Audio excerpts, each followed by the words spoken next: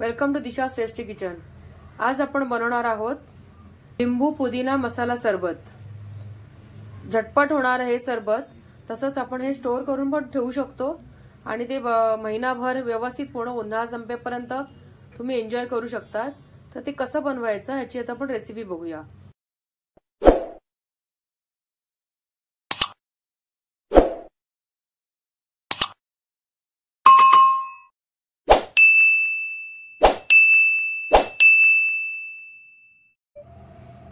इथे मी एक जोडी पुदिना घेतलेला आहे। तो आता धुतल्यामुळे थोडासा तुम्हाला असा हे दिसेल, पण एकदम फ्रेश पुदिना आहे तो आता आपण मेजर करून घ्यायचा आहे, कारण आपल्याला सिरप बनवण्यासाठी मेजरमेंटची आवश्यकता लागेल। तर मी हे एका बाउल मध्ये काढून घेते आणि अंदाज येईल हा किती आहे ते। आता हा जवळपास एक बाउल भरून पुदिना आहे, कारण तो ओला झाल्यामुळे थोडासा आकसलेला आहे। तर हे प्रमाण आता मी ह्याप्रमाणे घेणार आहे। हा मी आता मिक्सरच्या भांड्यात काढून घेते। मिक्सरच्या भांड्यात मी आता पुदिना काढलाय, त्यात मी थोडेसे आईस क्यूब टाकते। आईस क्यूबनी त्याचा रंग हिरवा जो आहे तो तसाच राहील, काळपट होणार नाही। आता हे मिक्सरमध्ये मी फिरवून घेते। आपला पुदिना मी इथे मिक्सरमध्ये वाटून घेतलेला आहे, एकदम स्मूथ पेस्ट झालेली आहे। हे बघा, आणि रंग पण खूप छान आहे। आता आपण पुढची प्रोसिजर करूया। आता हा एक बाउल भरून आपली पुदिन्याची पानं होती, तर आपल्याला हे जवळपास 1.25 ते 1.5 आपल्याला बाउल साखर घ्यायची आहे। साखरेचं प्रमाण तुम्ही थोडं कमी जास्त करू शकतात, पण एकदम कमी करू नका, नाहीतर आपल्याला सिरप जेवढं गोड व्हायला पाहिजे तेवढं होणार नाही। यात मी आता अजून अर्धा बाउल साखर ऍड केलेली आहे। आपण जेवढं साखर घेतलेली आहे त्याच्या अर्ध्या प्रमाणात आपल्याला पाणी घ्यायचं आहे। तर इथं मी पाऊण बाउल भरून पाणी घेतलेलं आहे। गॅसचा फ्लेम मी आता मोठा ठेवते। आपल्याला इथं साखर पूर्ण वितळून घ्यायची आहे। साखरेच्या वेळी तुम्ही खडी साखर वापरली तर ते आणखीन उत्तम, कारण खडी साखर जास्त औषधी असते।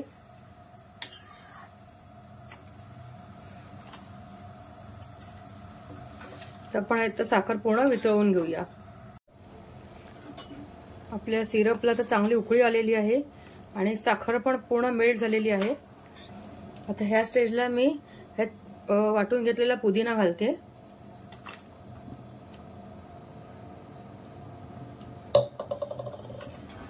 आता गॅस परत मोठा करून घेते आणि आता आपल्याला हे परत थोडंसं शिजवून घ्यायचं आहे।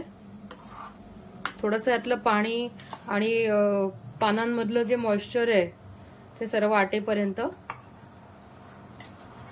आणि सतत आपल्याला ढवळतच हे मिश्रण शिजवून घ्यायचंय, नाहीतर खालती चिकटण्याची शक्यता असते।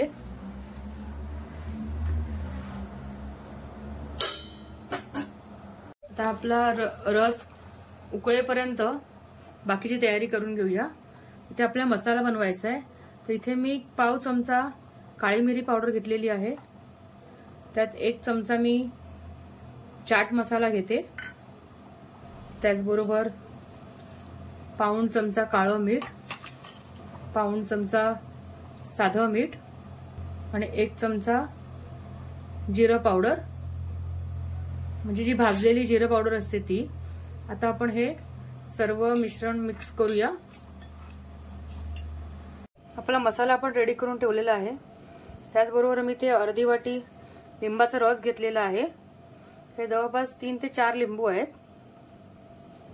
आणि बिया काढायची गरज नाही, कारण नंतर तसंही आपण ते गाळून घेणार आहोत। आपलं सिरप आता ऑलमोस्ट रेडी आहे। तुम्ही बघू शकता किती छान रंग आले आहे आणि घट्टपणा पण आलेला आहे। तसं सिरप नंतर थंड होईल तसं ते आणखीन घट्ट होईल। आपलं सिरप योग्य झालं की नाही ते बघण्यासाठी आपण फक्त ते चेक करायचं की थोडंसं ते चिकट आहे का, कारण आपल्याला तार काढायची नाहीये। हे योग्य पद्धतीने चिकट झालेलं आहे। तर ह्या स्टेजला मी गॅस बंद करते आणि आता आपल्याला पूर्ण नॉर्मल टेम्परेचरला गार करून घ्यायचं आहे। गार झाल्यावर ते आपण पुढची प्रोसिजर करून घेऊया। आपलं सिरप आता व्यवस्थित थंड झालेलं आहे आणि थोडं घट्टही झालेलं आहे. तर आपण आता ह्या स्टेजमध्ये लिंबाचा रस घालणार आहोत.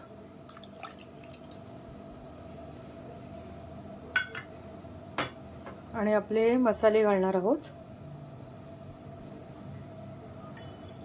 आपण आता व्यवस्थित हे ढवळून घेऊया. आता आपले सिरप रेडी आहे आणि आपण आता हे बाटलीत भरण्याआधी व्यवस्थित गाळून घ्यायचंय.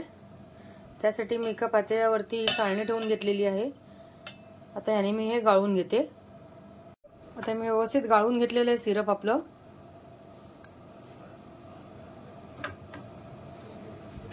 बघू शकता किती मस्त सिरप रेडी आहे. रंगही खूप छान आहे आणि पुदिन्याचा घमघमाट अगदी पूर्ण किचनभर पसरलाय. तुम्ही नक्की ट्राय करून बघा ह्या पद्धतीने सरबत. आपण जे मसाले वापरले होते त्याची पण तुम्ही टेस्ट करून घ्या, हे गाळून घ्यायच्या आधी अर्थात. तर तुम्हाला मीठ किंवा जिरं पावडर कमी जास्त काय करायचं असेल तर तुम्ही ह्या स्टेजला करू शकता. पण मी सांगितलेल्या प्रमाणाप्रमाणे जर तुम्ही बनवलं तर ते परफेक्ट एकदम बनेल. तर आता हे मी बॉटलमध्ये भरून घेते. सिरप जे मी गाळून घेतलं होतं त्यातला चौथा राहिलाय तो मी टाकणार नाहीये. आमटी बनवताना वगैरे त्यातला 1-1.5 चमचा आमटीमध्ये घालणार. त्यांनी पण टेस्ट खूप छान येते. फक्त आपल्याला एवढंच लक्षात ठेवायचं आपण गुळ जे वापरतो आमटीमध्ये तेव्हा थोडासा तो कमी वापरायचा आहे किंवा नाही वापरलं चालेल कारण ह्याच्यातही साखर आहे. तर हे मी साईडला ठेवते. आता मी हे सिरप काचेच्या बॉटलमध्ये भरून ठेवलेलं आहे. ही जवळपास 2 लिटरची बाटली आहे. ती अर्ध्यापेक्षा जास्त भरलेली आहे. म्हणजे 1 लिटरपेक्षा जास्त आपलं सिरप रेडी झालेलं आहे. आता ह्यापासून सरबत कसं बनवायचं ते आपण बघून घेऊया. आता आपण सरबत बनवूया. मी एका ग्लासमध्ये थोडंसं आपले सिरप ओतून घेते. 1 ग्लासाच्या 10 ते 15% आपल्याला ओतून घ्यायचंय. त्यात बर्फाचे काही खडे टाकूया आपण.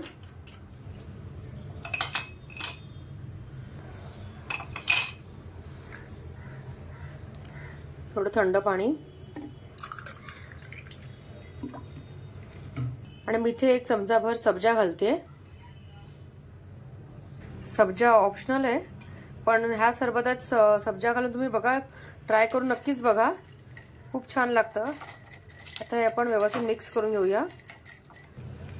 आपलं सरबत आता पिण्यासाठी रेडी आहे.